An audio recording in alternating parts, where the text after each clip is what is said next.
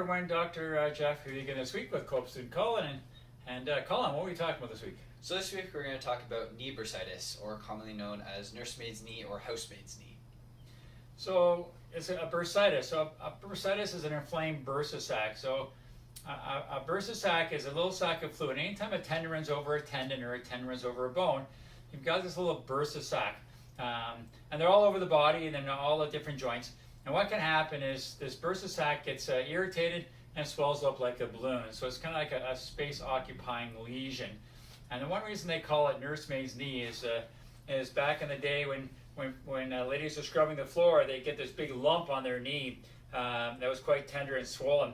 The one thing when you come in to see us, we have to kind of diagnose it from looking at possibility of something called Schlatters disease, or something young boys get when the patella tendon starts to pull off from the bone, and that can cause a lump down there as well. But the one thing with bursitis when you come in, the one thing with bursitis is all ranges of motion hurts, whether we're bending your knee or extending your knee or you're twisting your knee.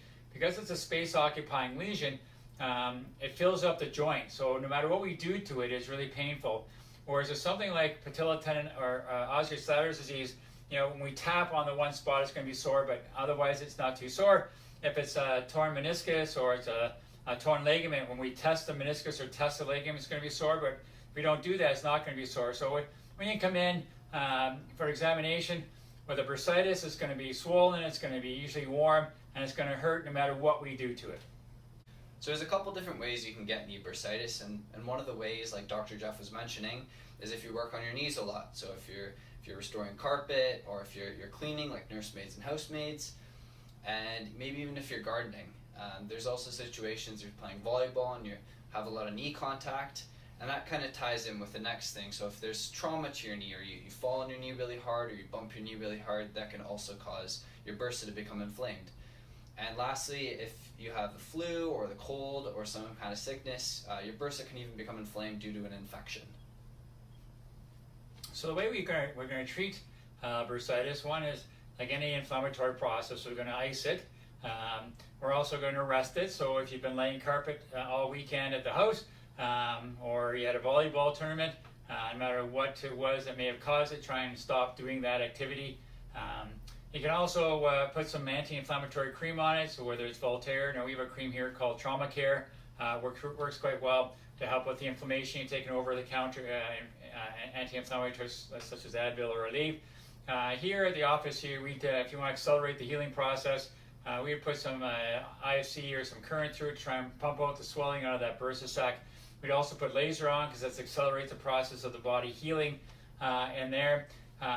If it's not getting better, and quite often bursitis come and go very quickly, but if it's not going away as fast as we like to go away, you can always go for a cortisone shot. Very important, if you're getting a cortisone shot, they have to hit the bursa. If they don't hit the right bursa, it's not going to help at all. They could also, if they think for some reason it's not going away, it's very hot, it's getting very red, and we suspect there could be some sort of infection in there, what the doctor can do is put a needle in there and aspirate it. So they'll take some of the fluid out of it, they'll send it off to the lab and analyze what type of infection it could be, and give you the proper pharmaceuticals to treat that infection. So when looking to prevent knee bursitis, there's a couple of things you could do. You could wear knee pads, so volleyball players wear specific knee pads for their sport. If you're gardening or if you're working on your knees a lot, maybe going out to the store and buying specific knee pads, that can really reduce the stress on your knees and can help prevent the swelling of your bursa. So one last thing, this back of your knee, you've got something called a Baker's cyst, and people come in and they think that could be a bursitis. A Baker's cyst is not really a true bursitis. That's usually something that comes on because you've got chronic arthritis in your knee. It looks like a bursitis, except in the back there, when we go in and palpate that, it's kind of a big bulge there, and that, again, that's usually related to arthritis. It's not really a true type bursitis. Some people come in and say they've got a Baker's cyst bursitis, but that's truly not a bursitis. But if you have any questions about anything we talked about here tonight, you can always email us at jgoldsworthy@goalsworthywellness.com, or you can talk to us via Facebook.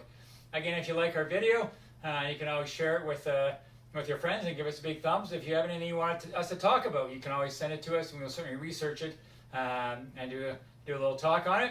And as always, here, Goals of the Chiropractic. We got We your got you back. back.